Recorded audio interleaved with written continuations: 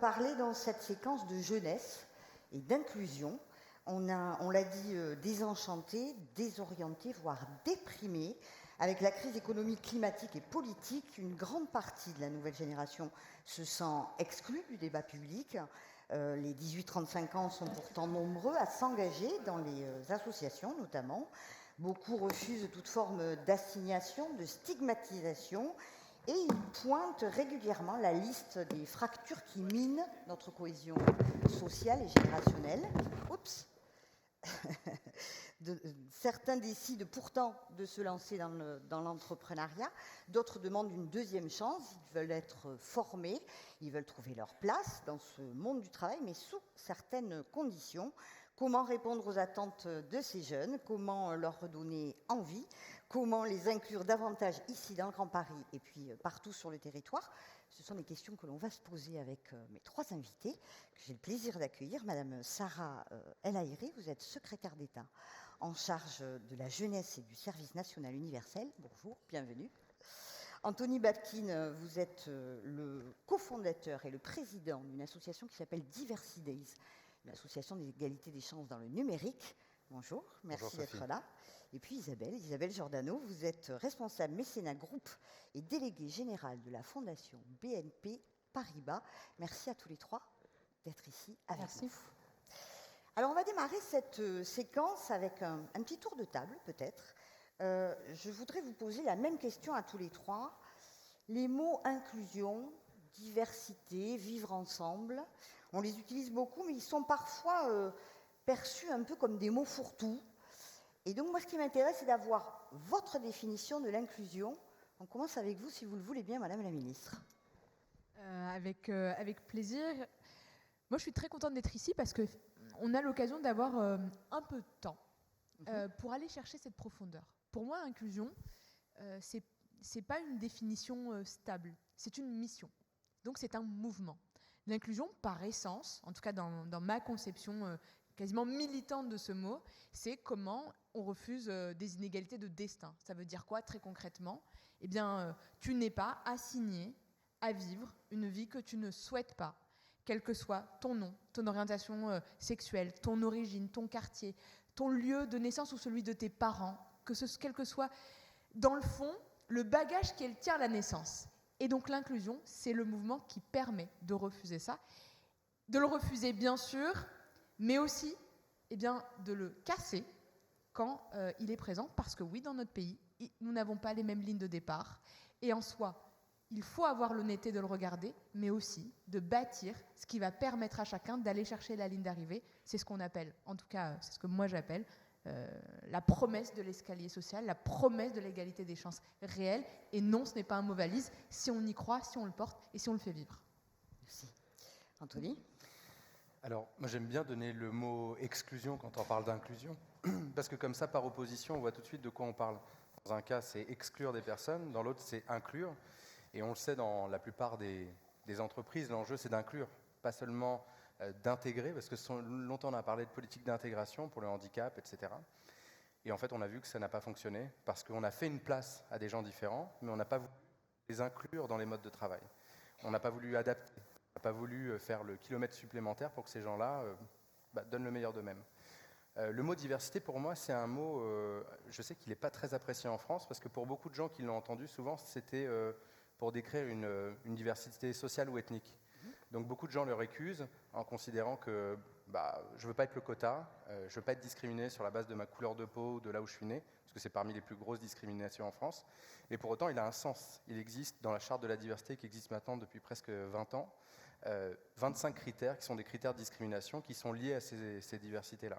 Ça peut être l'âge, l'origine, l'orientation sexuelle, la couleur, le genre, etc., etc. Et donc, finalement, quand on dit diversité, on est tous divers et par définition, on est tous exposés à ces discriminations. J'aimerais rappeler le chiffre d'une étude qu'on avait fait avec Diversity, qui montrait qu'un Français sur deux avait déjà subi des discriminations à l'embauche. Donc ça fait partie finalement intégrante d'un processus presque d'entrée dans l'entreprise ou dans le monde professionnel, malheureusement. Et on y est tous confrontés pour les critères que je viens de citer, parfois pour son âge. D'ailleurs, l'âge est le premier critère de discrimination en France. Donc on parlera de jeunesse. Parce qu'on peut être discriminé parce qu'on est trop jeune aussi. Beaucoup de jeunes ont peur d'être discriminés parce qu'ils sont trop jeunes, parce qu'ils n'ont pas les parents ou pas les gens dans l'entreprise. Bien sûr. Et dernier point, tu as dit diversité, inclusion et le vivre ensemble. Le vivre ensemble. Pour moi, c'est quand on parle de diversité et d'inclusion, quand on arrive à la promesse ultime de ce qu'est la rencontre de ces deux termes, c'est le vivre ensemble. Et je préfère le terme faire société parce que vivre ensemble a été repris politiquement à des fins politiques, etc. Donc faire société, pour moi, c'est de dire la capacité à faire qu'on est tous différents, mais qu'on arrive tous à bosser ensemble ou à se croiser, à faire société. C'est le rêve ultime. D'ailleurs, c'est presque, ça pourrait être la devise républicaine, je crois, faire société. Merci Anthony. Isabelle? Eh ben, c'est bien, on va être complémentaires puisqu'on n'a pas exactement les mêmes définitions, en même temps elles sont vraiment semblables. Pour moi, quand je vois le mot inclusion, je pense au mot pouvoir. Tout simplement parce qu'être inclus dans la société, c'est avoir le pouvoir d'avoir une vie professionnelle, d'être justement, faire partie effectivement d'une société qui vous donne le pouvoir d'avoir des libertés, d'avoir de la culture, d'avoir accès à un métier que l'on a choisi et de ne pas subir. Personne aujourd'hui ne devrait être assigné justement à sa condition sociale ou à sa couleur de peau. Donc il faut donner le pouvoir, et là je me place justement dans mon poste d'observation qui est celui de la philanthropie, d'avoir pour moi la chance d'être à la tête d'une fondation, c'est pouvoir donner le pouvoir à ceux qui ont la capacité de changer, de réellement transformer la société et de lutter, d'éradiquer même les inégalités de destin. Donc l'inclusion, certes, ça peut être dans les médias, un mot fourre-tout, un mot valise, comme vous l'avez dit, mais à nous de lui redonner du sens, à nous de lui donner cette couleur, celle de la diversité, du vivre ensemble, celle de l'égalité des chances. Et quand je dis le pouvoir, je sais que ça, c'est un mot qui frappe. Quand on dit on va donner du pouvoir, ça frappe les esprits. Et il faut aujourd'hui changer le regard sur l'inclusion et changer le regard sur les jeunes. Vous en avez très bien parlé. Et j'ajouterais vraiment juste une petite chose, c'est qu'aujourd'hui, je pense que le monde a changé depuis le Covid et le monde a changé depuis MeToo. Eh bien, profitons-en. Nous qui sommes des acteurs justement du changement, nous qui avons envie d'une autre société, je pense qu'il faut profiter de ce moment où les jeunes, justement, sont ceux qui aujourd'hui disent non et prennent le pouvoir. Ils ont le pouvoir de dire on veut être libre, on ne veut pas, à cause de notre couleur de peau, être le seul. J'ai rencontré récemment un garçon qui m'a dit « Je suis le seul à avoir un Master 2, tout le monde a trouvé du travail sauf moi, à cause de mon nom, à cause de ma couleur de peau. » Eh bien aujourd'hui, prendre le pouvoir, c'est prendre le pouvoir de dire non. Nous refusons cet état de fait, nous refusons les inégalités. Merci Isabelle. Madame la ministre, quel regard vous portez sur la jeunesse de notre pays? Pourquoi, selon vous, une espèce de défiance vis-à-vis de la classe politique? On l'a vu, hein, ils ne sont pas nombreux, ceux qui ont été votés aux dernières élections. Qu'est-ce qui se passe? Quel regard vous posez là-dessus? En fait, on est dans un moment mais assez dingue, en fait, de gros paradoxes. Du coup, ça peut rendre fou, en fait, à regarder. Parce qu'on a une jeunesse qui est hyper engagée. Et en fait, on le voit. On le voit quand elle marche pour le climat, on le voit quand elle s'engage contre les inégalités, on le voit quand elle bouscule en réalité la peur qu'il y avait pendant le Covid et elle s'engage dans Je veux aider. C'est plus de 350 000 jeunes qui sont inscrits en quelques semaines pour aller donner des coups de main, amener des médicaments. On a une jeunesse qui bouillonne d'action. Mais alors, qui ne croit plus du tout à l'exercice politique qui est le nôtre. Pourquoi, à votre avis? Plusieurs raisons, plusieurs explications, plusieurs racines, il n'y en a pas qu'une. Moi, je pense qu'une des premières, c'est aujourd'hui peut-être la forme avec laquelle on enseigne l'éducation civique et morale, nos institutions, la compréhension de nos institutions. Je pense aussi, mais ça engage que ma famille politique, je suis du MoDem pour le coup, je pense qu'il faut rénover nos manières d'exprimer le vote aussi. Parce qu'on a une jeunesse qui est connectée et en même temps, il y a des réalités de vie. Un jeune étudiant qui n'est pas dans sa ville de rattachement, on va dire, démocratique, là où il a sa carte électorale, ne peut pas voter dans la ville dans laquelle il étudie. C'est des exemples très concrets, mais je pense qu'on aurait tort de s'interdire de faire le tour à 360 degrés des raisons. La première des premières, et je crois que c'est la plus importante et la plus forte, c'est quand un jeune, il vous regarde dans les yeux et il vous dit « En fait, vous ne pouvez rien changer. » Et donc ça, c'est la capacité de transformer les choses. Et moi, mon job, et je pense que notre job collectivement, qu'on soit entreprise, association, enseignant ou responsable politique, C'est de dire, en fait, ça se conjugue. Les engagements, ils ne se soustraient pas les uns des autres. Ils se conjuguent. Donc oui, quand tu marches, tu fais évoluer les choses, bien sûr. Quand tu signes une pétition, bien sûr que tu as une conséquence, un impact. Mais quand tu votes aussi, parce que c'est ce qui démultiplie. Et fondamentalement, moi, la naissance de mon engagement politique est née contre l'extrême droite. Moi, c'était mon histoire personnelle. Eh bien, cette histoire personnelle m'oblige aujourd'hui à dire à notre jeunesse, vous ne pouvez pas laisser les autres décider pour vous. Et donc, ne pas participer par défiance, c'est finalement donner les rênes aux autres. Donc, éducation d'abord et toujours, parce qu'il faut comprendre notre système politique. Accepter de se laisser déborder dans nos partis politiques.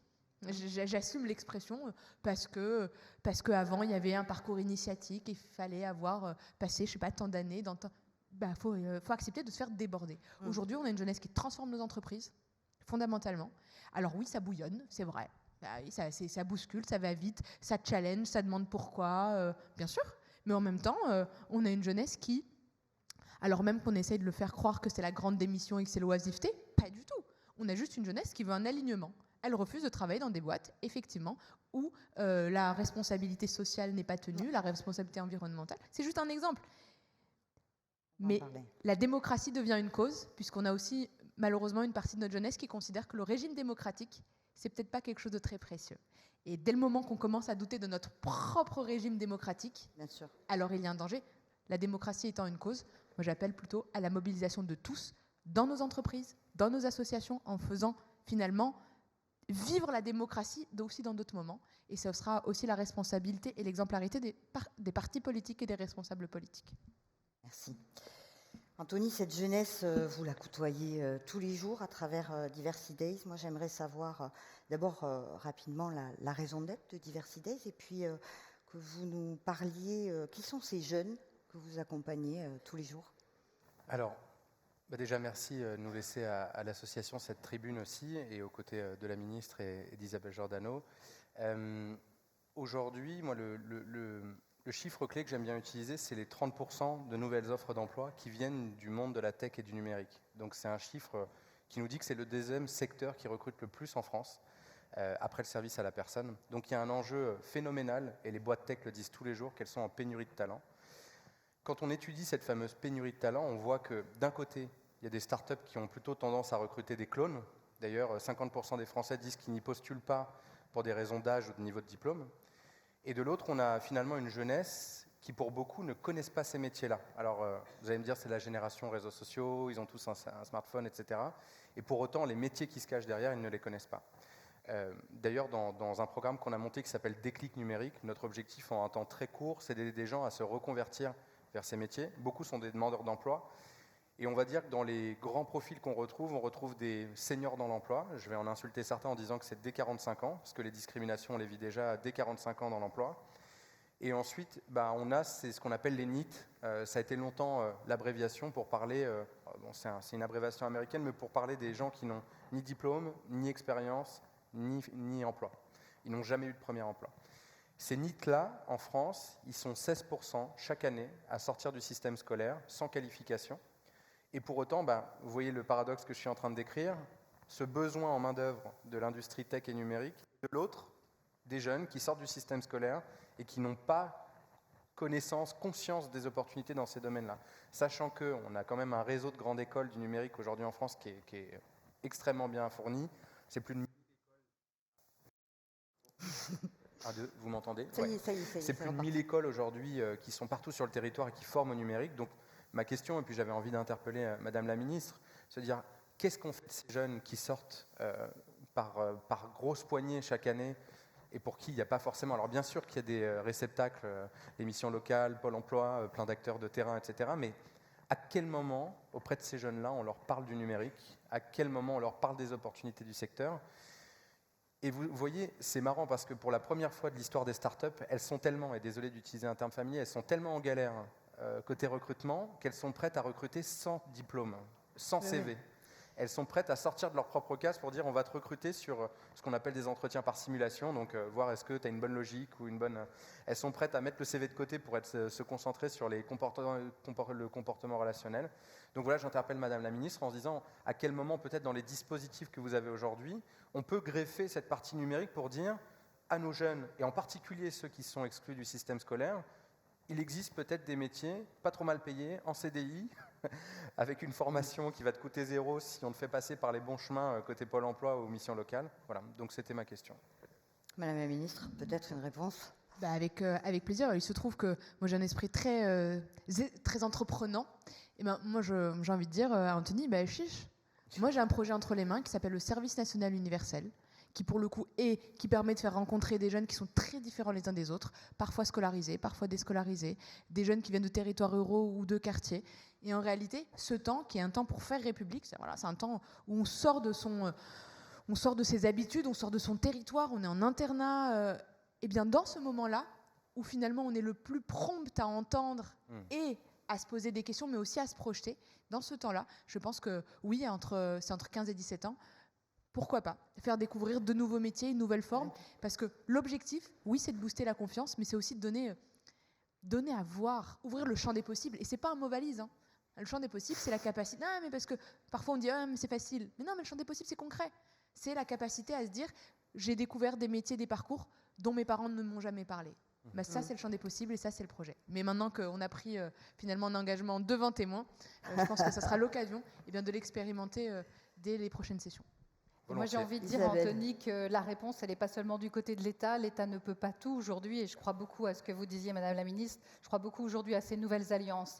Le privé, le public, les citoyens. Je pense que ce sont ces coalitions, et puis il suffit de se référer aussi aux objectifs du développement durable, le numéro 17, qui nous parle des coalitions et de la force justement que l'on peut avoir tous ensemble. Et aujourd'hui, il faut faire sauter tous ces silos, et je pense que les associations peuvent apporter une réponse aussi à ces fameux décrocheurs, les fameux NEET, comme on les appelle et comme tu les as appelés. Et c'est vrai qu'aujourd'hui, on peut leur proposer des formations sur un temps long, avec toutes sortes de formations que on va peut-être pas tous les citer, mais tu le fais très bien avec Diversidays. C'est vrai que tu fais un boulot formidable, mais il y a également plein d'autres associations. Je pense à Simplon, et puis toutes celles qui font du mentorat aussi, Article 1, Télémac, etc. Ils sont nombreux sur le terrain, et l'entreprise aussi a son rôle à jouer. Aujourd'hui, je pense qu'on se sent tous responsables face à cette situation, effectivement, ces plaques tectoniques. On sent qu'on est dans une société à la fois fragmentée, mais qui effectivement est en train peut-être de renaître grâce à la jeunesse. On sent que l'entreprise peut avoir un impact sur la société. Aujourd'hui, BNP Paribas a décidé de mettre 1 million d'euros pendant 3 ans au service de l'embauche de 1000 jeunes filles qui vont rentrer chez BNP Paribas pour travailler dans les métiers de la tech, parce qu'on sait que c'est le public le plus difficile justement à amener vers le numérique. Donc aujourd'hui, il peut y avoir une réponse de l'entreprise, une réponse des associations, une réponse de l'État, et tous ensemble, je pense qu'effectivement, on peut décider de cette fameuse transition sociale et environnementale. Il faut beaucoup de déterminisme, et j'utilise ce mot à dessein, puisque les déterminés fait partie aussi de ces associations qu'on a du plaisir, nous, à soutenir personnellement, mais parce qu'on sait qu'elles ont de l'impact. Elles font des choses très concrètement, et tous les jours, c'est peut-être pas assez relayé dans les médias, mais tous les jours, il y a des jeunes femmes, des jeunes garçons qui vont mieux, qui ont une vie quotidienne qui est améliorée grâce à ces associations. Alors justement, on va aller dans les quartiers, justement, Oui. on est dans le Grand Paris. Où il y a beaucoup de talent, dans les quartiers, on n'en parle pas assez. Bien sûr. Il y a des artistes, il y a des entrepreneurs, il y a des gens formidables, des médecins. Justement, la Fondation BNP Paribas travaille beaucoup dans ces quartiers. Quels sont les axes forts de la Fondation? Comment on choisit d'aider tel ou tel projet ou d'aller à tel ou tel endroit? Comment ça se passe? Alors d'abord, c'est la plus ancienne fondation d'entreprise. C'est une institution qui a une sorte de légitimité depuis des années, depuis 38 ans, une des plus grosses fondations en France, qui a décidé d'agir à la fois dans la solidarité, l'environnement, la culture. Et dans la solidarité, qui constitue vraiment un pôle très fort, c'est la moitié de notre budget, on a décidé d'agir pour la jeunesse essentiellement. Également pour des publics plus fragiles comme les réfugiés et les femmes. Mais la jeunesse, c'est notre obsession, ainsi que l'impact et cette notion d'accélérateur. Moi, j'aime beaucoup cette définition de la philanthropie qui dit que c'est rendre possible l'impossible. C'est Antoine Cyr, le directeur de l'engagement, qui a coutume de parler ainsi. Mais c'est vrai que ça donne l'idée, on a parlé du champ des possibles, mais il faut garder quand même une notion d'espoir, de donner effectivement à ces jeunes que l'on croise tous les jours. Moi, un jour, j'ai croisé à Bordeaux justement quelqu'un des déterminés qui me disait « Mais madame, on n'a pas besoin d'ordinateur, on n'a pas besoin d'argent, on a besoin d'espoir. » Eh bien justement, c'est ce qui compte quand on travaille dans une fondation, c'est donner une vision, une ligne et de dire qu'effectivement, on peut changer de classe sociale, même si on nous dit qu'il faut 6 générations pour passer de la pauvreté à la classe moyenne. Aujourd'hui, et on le voit d'ailleurs dans une dernière étude, je crois que c'est de l'INED, sur les familles immigrées et la capacité justement de passer d'une classe sociale à l'autre. Il y a une étude très très intéressante qui nous montre quand même qu'il y a un ascenseur social qui est certes un peu en panne en France. On vit dans le pays le plus inégalitaire d'Europe, quand même, il faut le rappeler, à cause bien souvent de l'école et du système éducatif, mais il y a quand même des signaux d'espoir. Eh bien, j'ai envie de dire qu'une fondation, ça sert à ça sert à faire levier. Vous voyez, c'est un booster d'initiatives locales. Et en Seine-Saint-Denis, là où BNP Paribas est, je crois, de mémoire, le premier employeur privé de Seine-Saint-Denis, on a choisi depuis très longtemps, depuis plus de 15 ans, d'agir en aidant de très nombreuses associations. Alors là encore, je ne vais peut-être pas parler d'argent, je pense que ce n'est pas ça l'important. Ce qui compte, c'est la méthode. Et la méthode, elle est simple, il y a 2 mots importants. C'est l'impact, être sûr que chaque euro investi permet vraiment de changer la vie des gens. Et puis, c'est l'innovation sociale, parce qu'on n'a rien trouvé de mieux. Et je pense qu'à la tribune, vous le constatez tous les jours avec les entrepreneurs. Quand on fait quelque chose de nouveau, c'est comme ça qu'on améliore. On essaye d'améliorer. Et dans l'innovation sociale, on trouve souvent des solutions. Donc, avec des programmes emblématiques comme Projet Banlieue, avec Odyssée Jeunes qui permet de faire voyager tous les jeunes collégiens de Seine-Saint-Denis qui ont des voyages scolaires grâce à ce programme, en coopération avec le département, avec Stéphane Troussel notamment, ça permet effectivement d'avoir une vie quotidienne, à la fois vie familiale, vie scolaire, une orientation peut-être un peu améliorée, parce qu'on sait que c'est une des failles de l'État. On essaye de réparer en fait les failles existantes et de permettre à chacun, et notamment aux jeunes, d'avoir un petit peu plus d'espoir et surtout un peu plus de visibilité, de possibilités. Le Grand Paris, moi j'y crois beaucoup, parce qu'effectivement, comme vous l'avez dit, il sera sans doute beau et écolo, il sera certainement solidaire, mais il propose justement cette vision. Le simple fait qu'on simplifie les transports publics, moi j'ai passé beaucoup de temps dans une vie antérieure à faire voyager des jeunes, à les amener au cinéma et à les faire sortir de Sartrouville, de Sarcelles, etc. Mais c'est à 5 km ou à 10 km parfois de Paris, et quel enfer pour les faire venir à Saint-Germain-des-Prés ou sur les Champs-Élysées. C'est absolument inadmissible. Donc ce Grand Paris, il est nécessaire et il faut qu'il fasse voler en éclats justement cette fameuse barrière du périph' qui est, là encore, aussi dans les imaginaires. C'est peut-être parce que j'ai dans mon sang effectivement cette volonté de transmettre de l'information, mais il faut dire quand même qu'il faut changer nos récits. On ne peut pas rester dans des récits hyper anxiogènes aujourd'hui quand on a une jeunesse qui est dans le mal-être et qui est très souvent tentée par la dépression ou par le suicide. Donc il faut aussi, et c'est la responsabilité non seulement des entreprises, des fondations, mais aussi des médias, de raconter la France d'une autre manière. La France à 360 degrés, avec sa diversité. À la Mostra de Venise, il y a une magnifique réalisatrice, Alice Diop, qui devrait être en couverture des journaux, qui devrait être invitée au journal de 20h. Elle représente la France. Et ceux qui font vivre le cœur de la France, bien souvent, ils sont issus de la diversité. Je prends des exemples issus du cinéma, mais je pourrais en prendre issus du monde associatif. On va parler de Moussa Camara, comme on l'a fait tout à l'heure. Mais il y en a beaucoup, justement, qui viennent de avec ces talents des quartiers pour changer et pour améliorer, effectivement, la société française. Merci. Et je pourrais vous parler de Ladjli et de tant d'autres. On ne vous arrête plus. Ah non, mais... Madame la ministre, on parlait emploi tout à l'heure avec Anthony. Le plein emploi voulu par le président de la République et puis par la première ministre, Elisabeth Borne, notamment lors de son discours général. Est-ce que le plein emploi, c'est la solution pour régler tous les problèmes de ces jeunesses ? On va être assez clair. Le plein emploi sans bon emploi, ça ne marche pas. Il faut dire les choses telles qu'elles sont. Le plein emploi, bien sûr, parce que c'est ce qui permet de tenir. Enfin, on vient de parler de l'école, on vient de parler d'un modèle social, on vient de parler de l'accès à l'éducation, de comment on renforce notre capacité à enseigner, à éduquer, à accompagner. Mais tout ça, c'est évidemment un investissement de la solidarité nationale. S'il n'y a pas de richesse, il n'y a rien à partager. Donc plus on crée de la richesse, plus on la partage. Mais il faut la partager de manière plus juste et de manière plus responsable, et donc la manière de la produire est absolument essentielle. Mais oui, le plein emploi, aujourd'hui, c'est pas un totem, c'est pas aller le chercher pour aller le chercher, c'est parce que c'est le travail qui émancipe, c'est la capacité à sortir de sa situation sociale, finalement de démultiplier, de voir son pouvoir d'agir, sa capacité à transformer sa vie, mais aussi son environnement. C'est ça que ça permet. Et donc ça nous ramène en réalité à un débat, peut-être un marronnier, sur mais c'est quoi la valeur travail ? La valeur travail, en réalité, il faut la prendre à 360 degrés. Ça permet quoi ? 9 couples sur 10 se sont rencontrés sur le lieu de travail. Enfin, je dis ça, je dis rien, mais ça permet l'amour quand même, au passage. Ça reste quand même une des émotions les plus transcendantes. J'avoue que quand on est amoureux, on a envie de le rappeler. C'est pas pour dire que c'est mon cas, mais ça fait partie de l'exercice. Et le travail, il permet d'avoir confiance en soi. Il permet de trouver pleinement sa place, de rendre fier ses enfants, d'avoir quelque chose à raconter. C'est tout ça le travail. Et bien sûr, il permet de vivre aussi. Mais aujourd'hui, moi je trouve qu'on a une mauvaise discussion. On entend beaucoup la grande démission. La grande démission, c'est finalement des jeunes qui rêvent d'oisiveté, ils sont feignants. Mais pas du tout, je le disais tout à l'heure, mais je répète. Aujourd'hui, on a le taux de chômage le plus bas de notre histoire. Ça veut dire qu'on est passé de 24-25% en 2016, on est à 16% aujourd'hui. Ça veut dire quoi? Ça veut dire que nos jeunes, oui, il y a aujourd'hui, par la transformation de l'apprentissage, par l'engagement des entreprises, ils ont accès à plus d'emplois. Mais il y a aussi, mine de rien, des départs. Ces départs, ils sont réels. 470 000 départs. Pourquoi?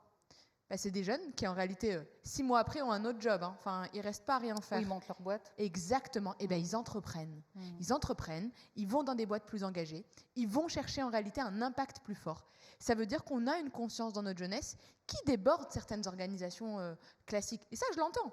Maintenant, le plus important, en tout cas moi je pense pour moi, et c'est l'appel que je passe aussi aujourd'hui aux entreprises, c'est ne laissez pas dire que finalement les jeunes ne sont pas au rendez-vous, parce qu'ils peuvent être au rendez-vous s'ils sont accompagnés, si on va chercher des recrutements alternatifs par simulation, si on sort des CV, mais aussi si on leur donne la capacité de transformer l'entreprise de l'intérieur, les process de production, les process de recrutement, et si on va chercher cette exemplarité.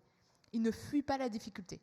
Il fuit une chose, et en tout cas je pense que ça sera la fin des entreprises qui ne bougent pas, il fuit l'immobilisme et le conservatisme. Ça oui, ça c'est clair. Et la solution pour l'inclusion des jeunes, on la connaît aussi, c'est le mentorat, qui est peut-être une solution peu connue, mais qui vraiment améliore l'entreprise, améliore la vie des jeunes et permet justement d'avoir plus de diversité et d'entraider, justement, de faire ce système d'entraide où des plus anciens et des plus jeunes, etc., avec ce système intergénérationnel. Le mentorat, c'est vraiment prouvé par la science, par l'expérience et par beaucoup d'associations que vous connaissez.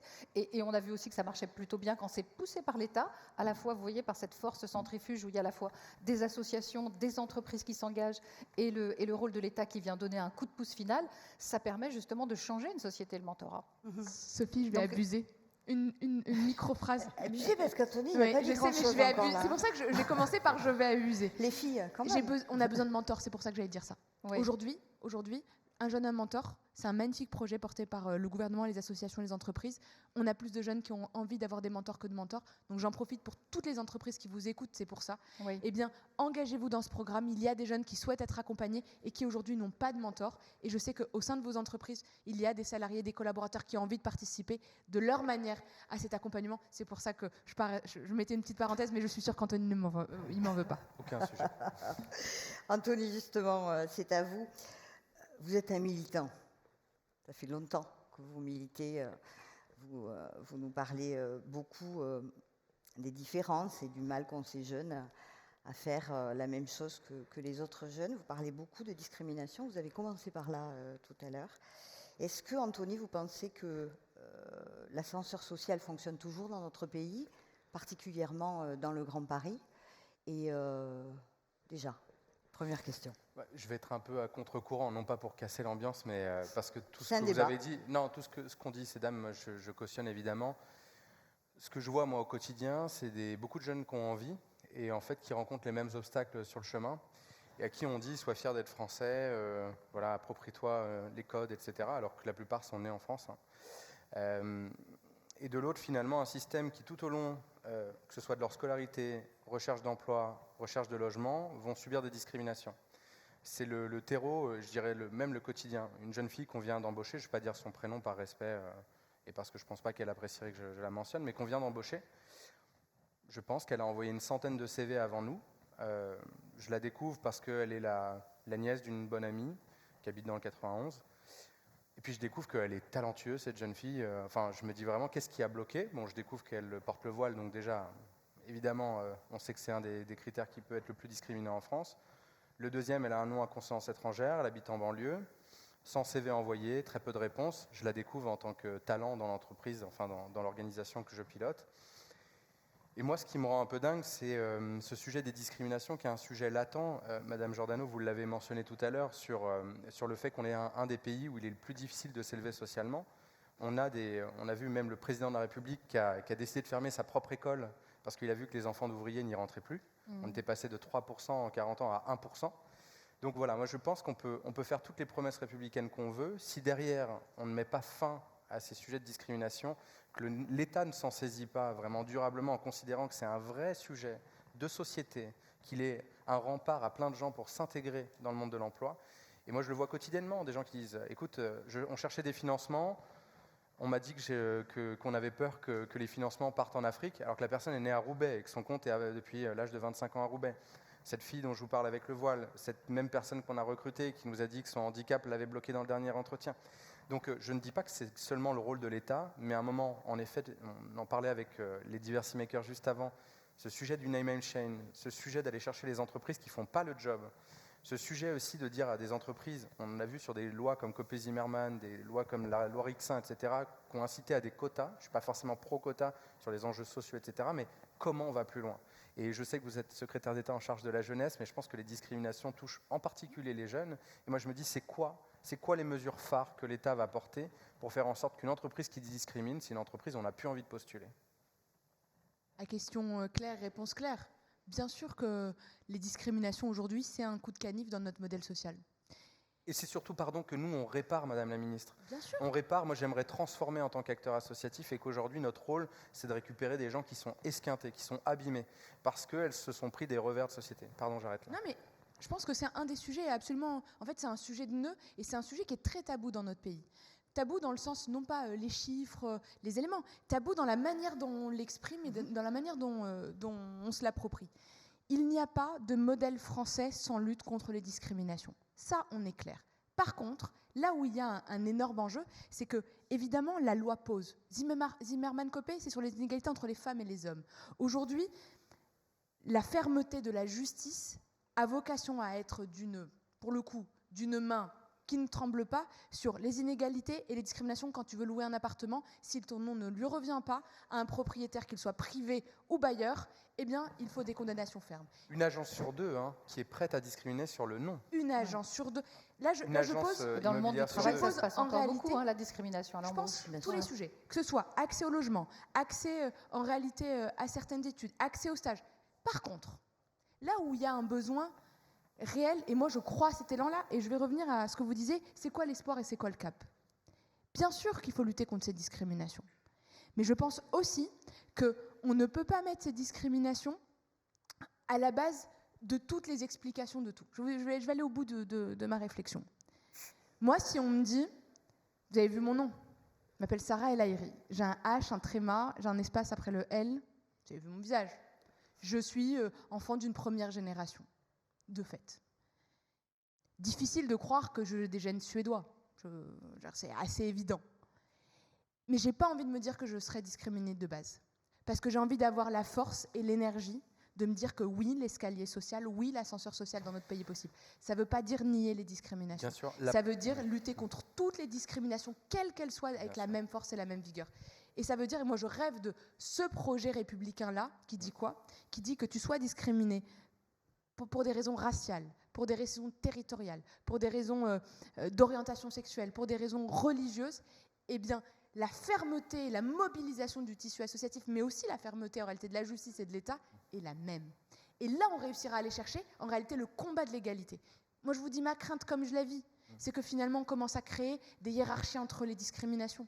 Et que finalement, une discrimination raciale, eh bien, c'est plus grave ou c'est moins grave qu'un acte antisémite, ou c'est moins grave ou plus grave qu'un acte homophobe. Bien sûr que non. Ouais. Et là, je pense qu'on a un enjeu énorme de, eh bien oui, notre combat, c'est le combat de l'égalité, et oui, il faut être ferme, quelle que soit la discrimination, et c'est comme ça qu'on gagnera cette bataille-là, pour ne pas créer finalement des fractures plus fortes. Je suis désolée, j'ai été longue, mais c'est un Madame la Ministre. Non, il reste très très peu de temps. Je veux quand même vous entendre, Isabelle, là-dessus, sur ce débat Oui, pourquoi pas des quotas. Je pense que parfois, il faut être proactif. Effectivement, Copé Zimmermann, ça a fait vraiment bouger la vie des femmes, ça a changé la vie des femmes. Oui, pour une grande cause nationale, sujet compliqué en France, mais vrai sujet français. Il n'y a pas de réponse, vous l'avez dit. Il faut que la réponse, elle soit collective, et c'est notre responsabilité à tous. Donc oui, pour agir, travaillons tous ensemble, avançons, et surtout, vraiment, je crois beaucoup à une forme de détermination. Je pense que sans la volonté, il y a la méthodologie. On parle beaucoup de changement systémique. Quand on est fondation, on se dit c'est bien de réduire la pauvreté, mais il faut réduire surtout les causes de la pauvreté. Donc il faut agir à la racine du mal. Et je pense qu'aujourd'hui en France, il faut qu'on s'inspire peut-être, enfin en tout cas en philanthropie, on regarde un peu ce qui se passe dans les pays anglo-saxons et aux États-Unis pour pouvoir avoir plus d'impact et pour pouvoir vraiment dire non avec beaucoup de volontarisme et vraiment changer la société, parce qu'aujourd'hui, il y a une urgence. J'ai parlé du Covid, j'ai parlé de MeToo, on peut parler de l'environnement, et très souvent, on parle beaucoup du tournant environnemental, on oublie un petit peu le sociétal. On ne peut pas avoir une société verte et écolo, on ne pourra pas avoir un Grand Paris qui soit uniquement écolo. Il est beau écolo, mais il faut absolument qu'il soit solidaire. Inclusif. Voilà. Merci infiniment à tous les trois. Il est temps de... Merci à vous. Il est temps de passer la main à Raphaël Duchemin et à ses invités. On va encore un peu parler d'inclusion, mais cette fois-ci à travers le sport. Merci infiniment de votre écoute. Merci.